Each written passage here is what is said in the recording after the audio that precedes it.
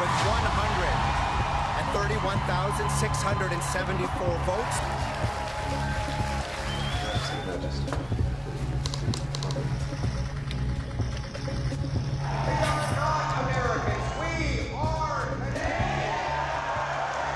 As Canada approaches its federal election Monday, the race is sharply defined as a contest between two dominant figures, Liberal Prime Minister Mark Carney and Conservative leader Pierre Poilievre. Now, the election, originally anticipated as a landslide for the Conservatives, given that they had an early 20-point lead, is now a much tighter race. The race itself is heavily influenced by external pressures, particularly from US President Donald Trump. The latest polls, the recent debates, and campaign dynamics suggest it's going to be a nuanced battle which goes far beyond traditional party lines. The moot question before Canadians is this: who do they trust to stand up to the disruptive influence of Donald Trump? Recent polling indicates that the Liberals under Mark Carney have regained momentum. They're now leading with approximately 43% of voters with intention to vote. At the same time, the Conservatives trail at around 38% with voters who have an intention to vote. This shift suggests that Carney's Liberals are on track to secure a majority, reversing the earlier trends which showed a Conservative sweep. The New Democratic Party and the Bloc Québécois remain minor players in this race. They've got 8% and 5% support respectively. The erosion of a one substantial lead in excess of 20 points by the Conservatives is attributed to several factors. Carney has managed to strategically reposition the Liberal Party much more towards the centre and away from the extreme left wing of the party. His emphasis also on economic stability and Canadian sovereignty in the face of Trump's aggression is something that has catched the attention of Canadians.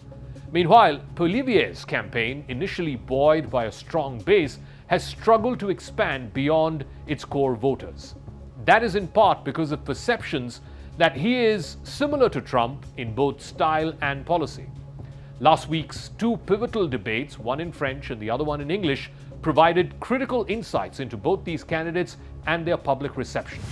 The French language debate, which was held in Montreal, was particularly significant given Quebec has 78 seats. It's the second largest for any province in Canada, and it's often the decisive bloc that decides the federal elections. Carney, despite admitting that his French was not particularly great, he exceeded expectations by basically avoiding any major missteps. His background as a seasoned central banker lent him credibility in handling economic crises and also negotiating the tariff threats from Donald Trump. Carney has positioned himself as the candidate who is best equipped to deal with Donald Trump. This is a real crisis, a real situation. The question is, within a week's time, who's going to be negotiating with President Trump and who's going to be managing the finances of this country? Is it going to be François-Philippe Champagne and myself and our team? Or is it going to be a group that made it up on a napkin, released it a couple of days before the election, and has never taken responsibility for these types of decisions in the past? That's the question. Poilievre, meanwhile, even though he's experienced and combative in both the debates, he was criticized for not directly confronting Trump's provocations and for echoing rhetoric that is very similar to the US president. He accused Carney of continuing the previous Trudeau-era policies, and he blamed Carney for the housing and the inflation crises. But Carney countered that by highlighting his record as the governor of Bank of England and the governor of Bank of Canada, while at the same time distancing himself from Justin Trudeau's legacy. And today more than ever, we are seeing that the weakness in our Canadian economy has made us vulnerable to outside forces once again. After the Liberals weakened our economy, President Trump smelled that weakness and attacked us with more unjustified tariffs. Yet another betrayal of Canada by the American president. And he understands that the Liberals will keep our country weak and helpless by attacking our resource sector and taxing our businesses and people. That's exactly why he's endorsed Mark Carney. Donald Trump's role in this election is unprecedented. His aggressive tariffs, with more than 25% on Canadian autos, and even suggestions of annexing Canada as the 51st state of the US, have transformed this campaign into a referendum on Canada's sovereignty. It's also about a new relationship with Big Brother America.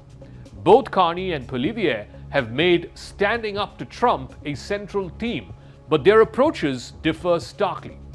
Carney has framed Trump's actions as a fundamental crisis, which requires a strong and experienced leader who can navigate complex international relations and also protect Canadian interests.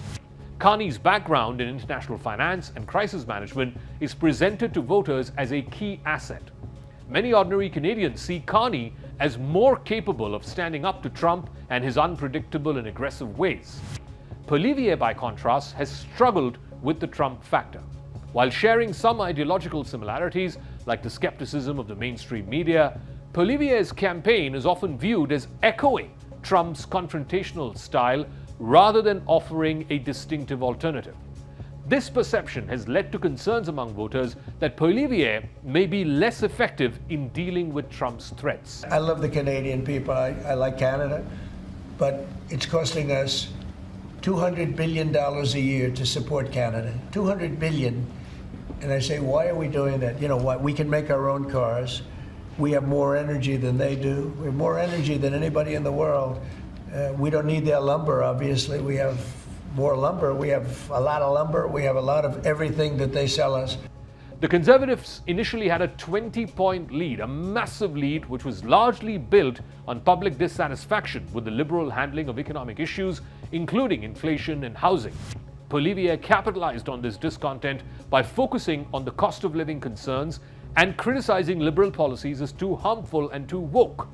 However, as Trump's provocations have intensified, the election narrative has shifted from domestic economic management to international ties and national security.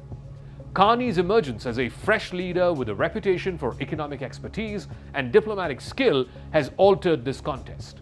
His distancing from Trudeau's more divisive policies, whether it's the carbon tax and fostering interprovincial cooperation, all of this has helped the Liberals regain some of their lost credibility. Additionally, the collapse of support for smaller parties like the NDP and the Quebec Party have benefited the Liberals more than the Conservatives. Poilievre faces a delicate balancing act. He must maintain his base, which appreciates his combative style, while at the same time he has to convince undecided voters that he can effectively counter Trump.